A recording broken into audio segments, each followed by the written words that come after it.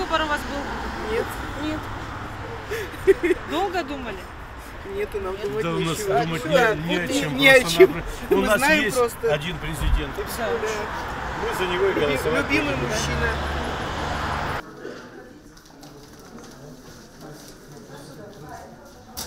Атайын бүгінгі саяси қырдан білетіңіз, Россия бүгінгі мемлекеттердің арасынан ең эле авангард мемлекет. Келечекте бұл мемлекет биздин локомотив болот мемлекеттердин арасынан. Россия үчүн анан бүгүнкү кызматта турган президент үчүн да ашылардын коллективи саясий абалы мындан ары ар бир эмеден туура чыгып ошону каалайм.